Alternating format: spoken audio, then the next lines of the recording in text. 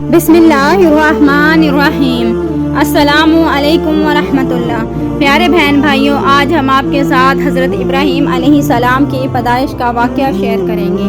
नमरूद मुल्क बाबिल का बादशाह था, जिसका मौजूदा नाम इराक है। नमरूद एक जालिम और मगरूर बादशाह था। नमरूद बादशाह बना तो इसने सबको कहा कि तुम मुझे खुदा मानो। इस वक्त लोग लकड़ी के बुत बनाकर इनको पूजते थे। लोगों ने नमरूद को अपना खुदा मान लिया। जब इन लोगों को इस काम में पड़े एक अरसा गुजर गया और लोग अल्लाह को भूल गए। नमरूद के दरबार में नजूमी भी बहुत ही थे। इनमें एक नजूमी बड़ा मुकाम रखता था। इसने नमरूद को कहा कि आपकी सल्तनत में एक बच्चा पैदा होने वाला है, वो बुत परस्ती को ख़त्म कर देगा और लोगों को अपने दीन की तरफ बुलाएगा। वो बच्चा बड़ा होकर आपकी हुकूमत को ख़त्म कर देगा। इस नजूमी की बात सुनकर नमरूद ने दूसरे नजूमियों की तरफ देखा तो दूसरों ने भी इस नजूमी की बात को दुरुस्त तस्लीम किया।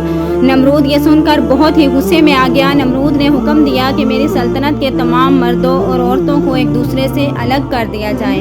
नमरूद ने हुक्म दिया कि कोई भी मर्द अपनी बीवी से हमबिस्तरी ना कर पाए। जो भी बच्चा पैदा हो इसको फ़ौरन ही कत्ल कर दिया जाए। नमरूद के हुक्म से बाबिल में 1 लाख से ज़्यादा बच्चों को कत्ल कर दिया गया।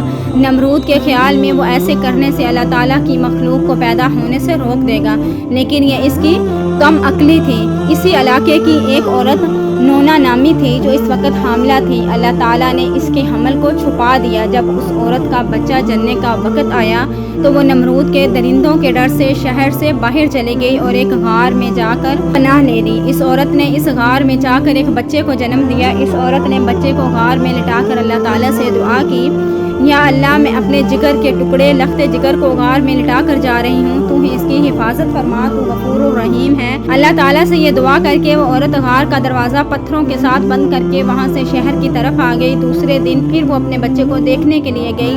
इसने देखा कि इसका बच्चा अंगूठा चूस रहा था। बच्चे के अंगूठे से दूध जारी था। इस बच्चे का नाम हज़रत इब्राहीम अलैहिस्सलाम है। अल्लाह ताला ने अपने प्यारे दोस्त के अंगूठे से दूध पैदा कर दिया।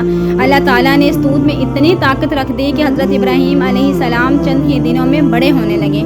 हज़रत इब्राहीम अलैहिस्सलाम की माँ हर रोज़ अपने बच्चे को देखने के लिए इस गार में तशरीफ़ लाती थी। हज़रत इब्राहीम अलैहिस्सलाम 2 साल के हुए तो आप बातें करने लगे। जब आप अलैहिस्सलाम की उम्र 7 साल की हुई तो आपकी माँ आपको अदब व एहतराम की बड़ी बड़ी बातें सिखाने लगी। हज़रत इब्राहीम अलैहिस्सलाम की माँ आप अलैहिस्सलाम की तरबियत के साथ साथ आप अलैहिस्सलाम को नबियों और पैगंबरों की कहानियाँ सुनाती थी।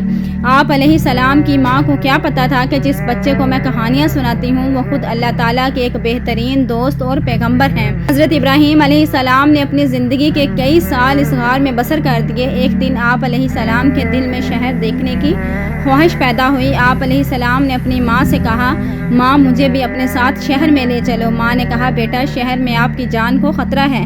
लेकिन आप अलैहिस्सलाम रात के वक्त गार से निकले और शहर की तरफ चले गए। हज़रत इब्राहीम अलैहिस्सलाम का एक चचा था जिसका नाम आज़िर था। तो रात में आज़िर को हज़रत इब्राहीम अलैहिस्सलाम का चचा किया गया है, जबकि इनके वालिद का नाम तारिक बताया जाता है। जबकि कुरान पाक की तफसीर में हज़रत इब्ने कसीर ने हज़रत इब्राहीम अलैहिस्सलाम के वालिद का नाम आज़िर लिखा है। उलमाए कराम का हज़रत इब्राहीम अलैहिस्सलाम के वालिद के नाम पर थोड़ा इख्तलाफ है। ज़्यादातर मुफस्सिरीन का इस बात पर इत्तफाक है कि आज़िर हज़रत इब्राहीम अलैहिस्सलाम के बाप नहीं बल्कि चचा थे। हज़रत इब्राहीम अलैहिस्सलाम के वालिद का नाम तारिक है। कुरान पाक और हदीस में जो आप अलैहिस्सलाम के वालिद का नाम आज़िर बताया गया है वो मुअज़्ज़िज़ के तौर पर कहा गया है। इस ज़माने में अरब में यह रवाज था कि चचा को भी बाप कहा जाता था। शायद ये भी हो सकता है कि तारिक की वफ़ात के बाद आज़िर ने आप अलैहिस्सलाम की वालदा के साथ अक़द किया हो। इसी लिहाज से आप अलैहिस्सलाम को आज़िर के बेटे कहा गया है। आज़िर लकड़ी, मिट्टी और पत्थर के बुत बनाता था, फिर इसकी पूजा करता था। इन बुतों को बेचकर खुद इनसे खूब मुनाफा हासिल करता था। हज़रत इब्राहीम अलैहिस्सलाम के चचा आज़िर का बहुत ज़्यादा नाम था। आज़िर के बेटे भी बुत फरोशी का काम करते थे। जब हज़रत इब्राहीम अलैहिस्सलाम गार से निकलकर अपने चचा के पास गए तो चचा ने हज़रत इब्राहीम अलैहिस्सलाम को भी अपने बेटों के साथ बुत बेचने के लिए बाज़ार में भेजा। हज़रत इब्राहीम अलैहिस्सलाम ने बुतों के गले में रस्सी डाली। वो बुतों को गलियों में घसीटते हुए ले जा रहे थे और साथ साथ निदा कर रहे थे कि आओ मेरे से बुत खरीद लो। जो अपनी खुद हिफाजत नहीं कर सकते, बुत की इबादत करने वालों को ये बात अच्छी ना लगी, नागवार गुजरी, तो उन्होंने हज़रत इब्राहीम अलैहिस्सलाम की शिकायत आप अलैहिस्सलाम के चचा से की। तो उन्होंने हज़रत इब्राहीम अलैहिस्सलाम को नसीहतें की और इस दिन के बाद बुतों को फरोख्त करने के लिए ना भेजा। एक दिन जब हज़रत इब्राहीम अलैहिस्सलाम ने अपने चचा से पूछा, चचा जान आप लकड़ी, मिट्टी और पत्थर के बुत बनाते हैं, ये बुत ना तो बोल सकते हैं ना खुद अपनी हिफाजत कर सकते हैं, क्या ये आपको कोई नफ़ा या नुकसान पहुंचा सकते हैं? चचा ने कहा, क्या तुम हमारे बुतों की मुखालफत कर रहे हो? अगर आज के बाद आपकी ज़बान पर यह लफ्ज़ आए तो मैं आपको सज़ा दूंगा। इसके बाद हज़रत इब्राहीम अलैहिस्सलाम ने बेशुमार लोगों को इकट्ठा किया। इनसे कहा कि इबादत के लायक सिर्फ़ और सिर्फ अल्लाह ताला की ज़ात है, ना तो ये बुत इबादत के लायक है और ना ही नमरूद इबादत के लायक है। हज़रत इब्राहीम अलैहिस्सलाम ये पैगाम बड़ी तेज़ी के साथ पूरे माशरे में फैल गया। ये बात नमरूद तक पहुंची तो नमरूद ने अपने दरबारियों से दरियाफ़त किया कि ये कौन जवान है जिसने एक नया ड्रामा लगा दिया है। दरबारियों ने कहा, ये लड़का हाजिर के घर जवान हुआ है, इसका नाम इब्राहीम अलैहिस्सलाम है। नमरूद ने हुक्म दिया कि इस लड़के को फ़ौरन मेरे पास लाया जाए। नमरूद के चंद आदमियों ने हज़रत इब्राहीम अलैहिस्सलाम को नमरूद के सामने पेश किया। नमरूद ने हज़रत इब्राहीम अलैहिस्सलाम से कहा कि तुम्हारा खुदा कौन है? हज़रत इब्राहीम अलैहिस्सलाम ने फरमाया कि मेरा खुदा वो है जो सबको ज़िंदगी और मौत देने वाला है। नमरूद ने कहा, ये सब कुछ तो मैं भी कर सकता हूँ। नमरूद के पास 2 मुलजिम थे। नमरूद ने एक को माफ़ कर दिया और दूसरे को कत्ल कर दिया। फिर हज़रत इब्राहीम अलैहिस्सलाम से कहने लगा, बताओ तुमको मेरे खुदा होने में क्या शक है? मैं जिसको चाहूँ ज़िंदगी दे दूँ, जिसको चाहूँ मौत के घाट उतार दूँ। हज़रत इब्राहीम अलैहिस्सलाम ने फरमाया, अगर तू सच्चा है, इसको तूने कत्ल किया है, इसको ज़िंदा करके दिखा। मेरा खुदा सूरज को मशरिक़ से निकालता है, मगरिब में गरूब करता है, तो सूरज मगरिब से निकाल कर दिखा। नमरूद बहुत शर्मिंदा हुआ, इसका कोई जवाब नहीं था इसके पास।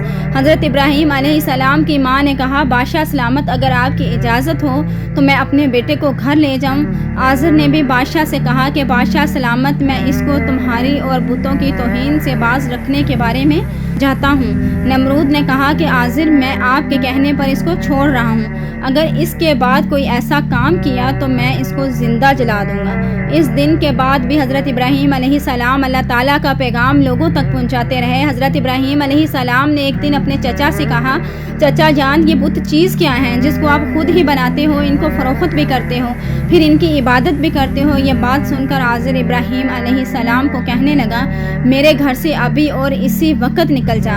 हज़रत इब्राहीम अलैहिस्सलाम ने अपने चचा से कहा कि चचा जान, मैं बस अल्लाह ताला से डरता हूँ, लेकिन मैं एक खुदा का पैगाम देता रहूँगा। इसके बाद हज़रत इब्राहीम अलैहिस्सलाम अपने चचा आज़र का घर छोड़कर चले गए। आप अलैहिस्सलाम लोगों को हमेशा ही एक खुदा की इबादत करने का दरस देते रहें, बुतों की हमेशा ही मुखालफत में बोलते रहें। बाबिल के लोग हर साल एक मेला मनाया करते थे। बाबिल के लोग इस मेले में तरह तरह की नुमाइशें करते थे। वो सारा दिन अपने शहर से बाहर जाकर इस मेले में गुजारा करते थे। जब वो मेला आया तो लोगों ने हज़रत इब्राहीम अलैहिस्सलाम को भी साथ जाने का कहा, तो हज़रत इब्राहीम अलैहिस्सलाम ने इन लोगों से फरमाया कि मैं आपके साथ नहीं जा सकता क्योंकि मेरी तबीयत सख्त ख़राब है। जब वो सारे लोग मेले में चले गए तो हज़रत इब्राहीम अलैहिस्सलाम इनके बड़े बुतखाने में चले गए। उन्होंने देखा कि इनके बुतों के सामने तरह तरह के खाने पड़े हुए हैं। हज़रत इब्राहीम अलैहिस्सलाम इन बुतों से कहने लगे कि देखो, तुम्हारे सामने तरह तरह के खाने पड़े हैं, तुम इन खानों को क्यों नहीं खाते हो? इसके बाद हज़रत इब्राहीम अलैहिस्सलाम ने एक बड़ा सा कुल्हाड़ा लिया और सब बुतों के टुकड़े टुकड़े कर दिए। हज़रत इब्राहीम अलैहिस्सलाम ने एक सबसे बड़े बुत को छोड़ दिया और इसके कंधे पर वो कुल्हाड़ा लटका दिया। जब मुशरिकीन वापस आए तो उन्होंने देखा कि इनके सारे बुतों के टुकड़े टुकड़े हुए हैं। उन्होंने कहा कि ये काम हज़रत इब्राहीम अलैहिस्सलाम का ही हो सकता है, वही हमारे बुतों की हर वक्त मुखालफत करता रहता है। अल्लाह ताला की कुदरत देखें कि हज़रत इब्राहीम अलैहिस्सलाम का मकसद खुद ब खुद ही पूरा होता जा रहा था। बाबिल के बड़े बड़े सरदारों ने सब लोगों को जमा किया और हज़रत इब्राहीम अलैहिस्सलाम से पूछा कि तुमने हमारे बुतों को तोड़ा है? हज़रत इब्राहीम अलैहिस्सलाम ने जवाब दिया कि तुम्हारे बड़े बुत के कंधे पर कुल्हाड़ा है, इससे पूछा जाए कि इसने सब छोटे बुतों को क्यों तोड़ा है। हज़रत इब्राहीम अलैहिस्सलाम की बात सुनकर उन्होंने सोचा कि हमने अपने खुदाओं के पास किसी को नहीं छोड़ा, ये हमारी ही गलती की वजह से हमको ये नुकसान उठाना पड़ा है। हज़रत इब्राहीम अलैहिस्सलाम का जवाब सुनकर भी उन्होंने सबक हासिल करने की बजाय शैतान की बातों में आ गए। انہوں نے کہا کہ اے ابراہیم علیہ السلام تو اچھے طریقے سے جانتا ہے کہ یہ بت باتیں نہیں کر سکتے۔ حضرت ابراہیم علیہ السلام نے فرمایا کہ تم پھر اللہ تعالیٰ کے سوا دوسرے بتوں کی پوجا کیوں کرتے ہو؟ حضرت ابراہیم علیہ السلام نے ان کو فرمایا کہ تم ان کی عبادت کیوں کرتے ہو جو تم کو نفع یا نقصان نہیں دیتے؟ تمہارا تو یہ حال ہے کہ تم اپنے خداؤں کو خود ہی مٹی، لکڑی اور پتھروں سے بنا کر ان کی عبادت کرتے ہو۔ جب ابراہیم علیہ السلام یہ باتیں کر رہے تھے، مجمع میں سے ایک شخص بولا کہ تمہاری باتوں سے ہم کو پتہ چل گیا ہے کہ ہمارے بتوں کو توڑنے والے تم ہی ہو۔ اگر آج آپ کو زندہ چھوڑ دیا گیا تو ہو سکتا ہے کہ اگلے دنوں میں تم ہمارے بت خانے کو ہی مٹا دو۔ وہاں کھڑے سب لوگ یہ سب باتیں بڑے غور سے سن رہے تھے۔ یہ نمرود کا نمائندہ تھا۔ لوگوں نے سوچا کہ اب نمرود اس نوجوان کے ساتھ کیا سلوک کرنے والا ہے۔ اس کے بعد حضرت ابراہیم علیہ السلام کو نمرود کے پاس لے جایا گیا تو نمرود نے کہا اس نوجوان کو آگ میں جلا دیا جائے۔ حضرت ابراہیم علیہ السلام نے فرمایا کہ میں تمہارے فیصلے سے نہیں ڈرتا، میں تو صرف اللہ تعالیٰ کی ذات سے ڈرتا ہوں۔ نمرود نے سب کو حکم دیا کہ ہمارے بتوں کو توڑنے والے نوجوان کے لیے لکڑیاں اکٹھے کی جائیں۔ اعلان یہ کیا گیا کہ جو بھی بت خانے کے لیے زیادہ سے زیادہ ایندھن اکٹھا کرے گا ان کی تمام مرادیں پوری ہوں گی۔ لوگوں نے بت خانے کے لیے زیادہ سے زیادہ ایندھن اکٹھا کیا۔ نمرود نے حضرت ابراہیم علیہ السلام کو قید خانے میں بند کر کے رکھا تھا۔ جب لوگوں نے ایندھن کا بہت ہی بڑا ٹال لگا دیا، پھر اس ایندھن کو آگ لگا دی گئی۔ جب شعلے اپنے عروج پر تھے تو حضرت ابراہیم علیہ السلام کو قید خانے سے نکال کر لایا گیا۔ حضرت ابراہیم علیہ السلام آگ کو دیکھ کر مسکرا رہے تھے۔ آگ والے میدان سے تھوڑی دور ایک بہت بڑا سا برج مینار بنایا ہوا تھا جہاں نمرود کے وزیر اور مشیر بیٹھے ہوئے تھے۔ اب لوگوں کے دلوں میں یہ تھا کہ حضرت ابراہیم علیہ السلام کو آگ میں کس طرح سے ڈالا جائے۔ کہا جاتا ہے کہ یہ آگ اتنی اونچی تھی کہ کوئی پرندہ بھی اس کے اوپر سے نہیں اڑ سکتا تھا۔ امام صادق رحمہ اللہ سے روایت ہے سے پہلے شیطان نے بنایا تھا، پھر اس منجنگ کے ذریعے حضرت ابراہیم علیہ السلام کو آگ میں پھینکا گیا۔ اس وقت آسمانوں اور زمین سے ایک آواز بلند ہوئی۔ زمین نے کہا یا اللہ، اس دنیا میں میرے اوپر سوائے ابراہیم علیہ السلام کے تیرا نام لینے والا کوئی نہیں ہے۔ دنیا و آسمان کی ہر چیز نے اللہ تعالیٰ سے سفارش کی کہ حضرت ابراہیم علیہ السلام کے لیے آگ کو ٹھنڈا فرما دیا جائے۔ اللہ تعالیٰ نے فرمایا کہ حضرت ابراہیم علیہ السلام خود اپنے لیے دعا کریں گے تو میں آگ کو ٹھنڈا کر دوں گا۔ حضرت ابراہیم علیہ السلام نے اللہ تعالیٰ کی بارگاہ میں اپنے ہاتھ بلند کیے تو اللہ تعالیٰ نے آگ کو ٹھنڈا فرما دیا۔ روایات میں آتا ہے کہ حضرت جبرائیل علیہ السلام حضرت ابراہیم علیہ السلام کے پاس آ کر بیٹھ گئے۔ ان دونوں کے ارد گرد پھول پیدا ہو گئے۔ کہا جاتا ہے کہ جب آگ جل رہی تھی تو چھپکلی آگ کو پھونک مارتی اور مینڈک آگ پر پانی ڈال رہا تھا اور آگ کی آگ ٹھنڈی ہو جائے۔ جب اللہ تعالیٰ نے آگ کو حکم دیا کہ سرد ہو جا تو 3 دن تک دنیا کی سب آگ ٹھنڈی پڑ گئی تھی۔ اسی طرح اللہ تعالیٰ نے حضرت ابراہیم علیہ السلام کو آگ سے محفوظ رہنے میں مدد فرمائی۔ یہ سب کچھ ہونے کے بعد نمرود حضرت ابراہیم علیہ السلام کے پاس گیا۔ نمرود نے کہا کہ میں حیران ہوں کہ تمہارا حکم آگ پر چلتا ہے۔ نمرود یہ سب کچھ دیکھنے کے بعد بھی اپنی جاہلیت سے باز نہ آیا۔ نمرود کو یہ ڈر تھا کہ لوگ حضرت ابراہیم علیہ السلام پر ایمان نہ لے آئیں۔ نمرود نے لوگوں کو کچھ لالچ دیے۔ نمرود نے اپنے غلام کو حکم دیا کہ حضرت ابراہیم علیہ السلام کو شہر سے نکال دیا جائے تاکہ کوئی بھی بندہ حضرت ابراہیم علیہ السلام کے رب پر ایمان نہ لے آئے۔ حضرت ابراہیم علیہ السلام بھی نمرود کے شہر میں رہنا نہیں چاہتے تھے۔ اس کے بعد حضرت ابراہیم علیہ السلام نے اپنی بکریاں اکٹھی کی اور نمرود کے شہر سے دوسرے شہر کی طرف روانہ ہو گئے۔ حضرت ابراہیم علیہ السلام کے پاس بھیڑ، بکریاں اور بہت سامان تھا۔ نمرود نے حکم دیا کہ حضرت ابراہیم علیہ السلام سے سب کچھ چھین لیا جائے۔